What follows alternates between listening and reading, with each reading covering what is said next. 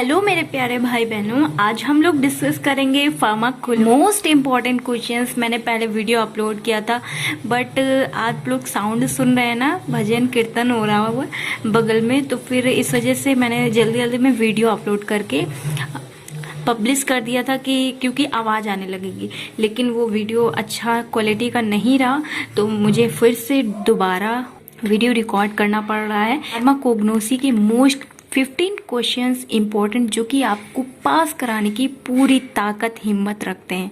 तो आइए देखते हैं फार्माकोग्नोसी के most important questions. D pharma first year का सिलेबस है, ये बताना जरूरी है क्योंकि बहुत सारे स्टूडेंट्स के कमेंट आते हैं जो न्यू हैं कि दीदी ये फर्स्ट ईयर का है या सेकंड ईयर है।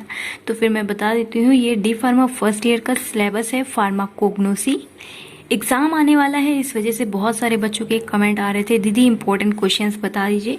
तो आइए हम लेके आ चुके हैं आपके लिए 10 ऐसे इंपॉर्टेंट क्वेश्चंस जो एग्ज़ाम में आने ही आने हैं, आपको पास कराने की पूरी हिम्मत ताकत सब कुछ रखते हैं भाइयों। तो चलिए इस वीडियो को अगर ध्यान से देख लोगे और इन क्वेश्चंस को कवर कर लोगे ना, तो फिर आपको पास होने से कोई नहीं रोक सकता। तो देखिए यहाँ पे फर्स्ट क्वेश्चन लिखा हुआ है, define pharmacognosy history and scope. मतलब कि बहुत सारे बच्चों के कमेंट आते हैं दीदी हिंदी में बताइए।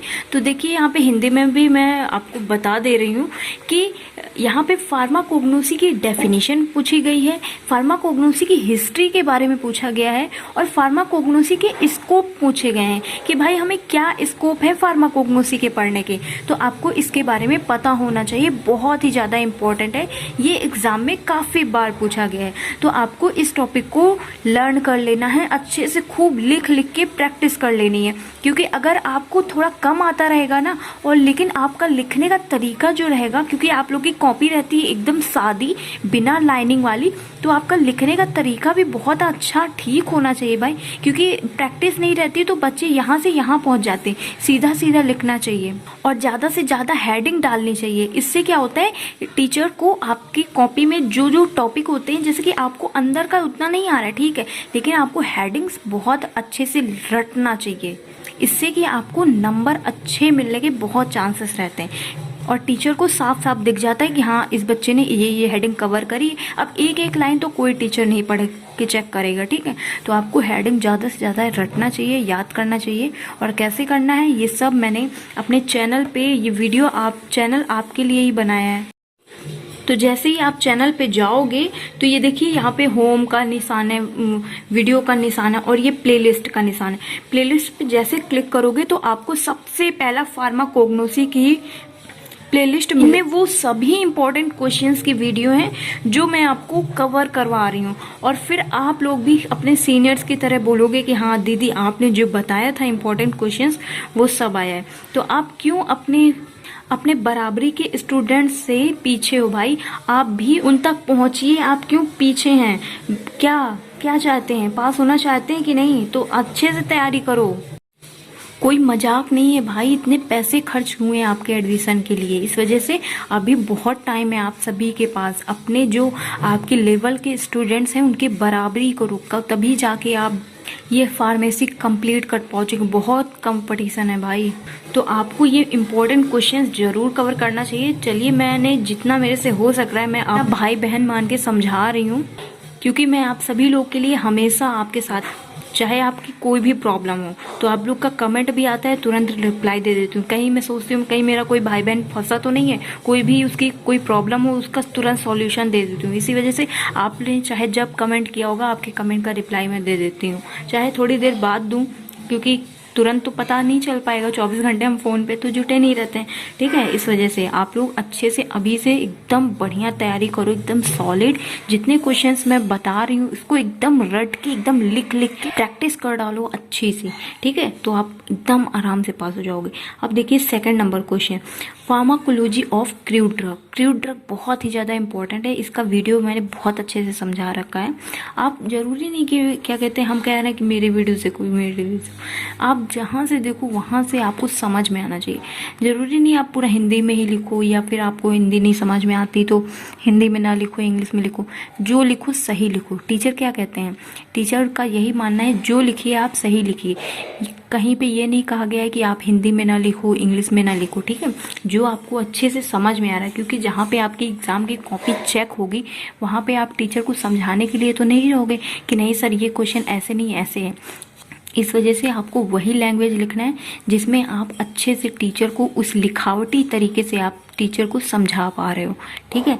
तो ये टॉपिक बहुत ही ज़्यादा इंपॉर्टेंट है, pharmacology of crude drug, most important. 3rd number question है morphological classification of drug. Morphological classification क्या होती है, इसके ड्रग के बारे में क्लासिफिकेशन करना है, और ये अल्फ़ाबेटिकल बहुत ही ज़्यादा इंपॉर्टेंट है, ठीक है। इन सारे क्वेश्चंस को कवर करना है आपको। 4th नंबर है एवोल्यूशन ऑफ क्रूड ड्रग। अब एवोल्यूशन का क्या मतलब होता है, एडल्ट्रेशन का मतलब क्या होता है, जानते हो क्या? देखिए, एवोल्यूशन का मतलब ये होता है कि दवाओं में कैसे मिलावट की जाती है, किस प्रकार से कंपनियां दवाओं में मिलावट करके ज़्यादा प्रॉफिट कमाती हैं, और कैसे गलत दवाइयाँ हो जाती हैं जो नुकसान कर जाती हैं। तो इन सबको पढ़ना चाहिए भाई, ये सब बहुत इंपॉर्टेंट एग्जाम में पूछा जाता है। Evolution of crude drug, adulteration of crude drug क्या होता है, राइट नोट एल्कलॉइड्स बहुत ही ज़्यादा इंपॉर्टेंट है, इससे बहुत सारे क्वेश्चंस पूछे जाते हैं। इस टॉपिक को पढ़ लेना अच्छे से। नेक्स्ट 6 नंबर है वोलेटाइल ऑयल। बहुत बार एग्जाम में पूछा गया है इस क्वेश्चन को, तो इसको भी कवर कर लेना। वोलेटाइल क्या होता है, कैसे वोलेटाइल ऑयल बनता है, पेड़ पौधे से कैसे बनता है, और रेजिन बहुत ही ज़्यादा इंपॉर्टेंट टॉपिक है, रेजिन भी। टैनिन हो गया, टार्पेनॉइड्स हो गया, बहुत ही ज़्यादा इंपॉर्टेंट, मोस्ट इंपॉर्टेंट। ग्लाइकोसाइड्स क्या होते हैं, बहुत ही ज़्यादा इंपॉर्टेंट क्वेश्चन। और एंजाइम की तो बात ही मत करो, क्योंकि हमारे फार्मेसी सिलेबस में एंजाइम इतने सारे सब्जेक्ट्स में कवर है, और ज़्यादातर के सभी सब्जेक्ट्स में कवर किया गया है एंजाइम टॉपिक को। तो आप यहीं से पढ़ लोगे, इम्पोर्टेंट तो है ही, तो बहुत सारे सब्जेक्ट्स में आपका काम आ जाएगा, ठीक है। तो आपको यहीं से इस एंजाइम को एकदम रट डालना है, तो मोस्ट इंपॉर्टेंट है। अब आइए 10 नंबर क्वेश्चन पूछते हैं। 10 नंबर में क्या शॉर्ट क्वेश्चन जैसे पूछे जाते हैं आप लोगों से, biological source, family, chemical constant, therapeutic. हम बताते हैं ना कि ज़्यादा से ज़्यादा हेडिंग डाल के लिखना है, कैसे लिखना है। अब आपने वीडियो देखा होगा, अच्छे से समझे होगे तब जानोगे। अब जो बच्चे जान रहे हैं वो समझेंगे, अब आप पीछे रह गए हो तो क्या करें, हमारी गलती थोड़ी ना। आपके मम्मी पापा ने फ़ोन दिया है आपको, उसका यूज़ करो भाई। 2 महीने बचे हैं, अब नहीं करोगे तो कब करोगे। कम से कम अब तो दिन रात एक कर दो। सब सारे टॉपिक के वीडियो अपलोड हैं, उसको देखो, समझो, जो दिक्कत आ रही है कमेंट करो, हम आपके साथ हैं, ठीक है। तो ये बायोलॉजिकल सोर्स, फैमिली, कैसे आपको हेडिंग डालनी है, कौन कौन से टॉपिक ऐसे कैसे ट्रिक लगा के याद कर सकते हो।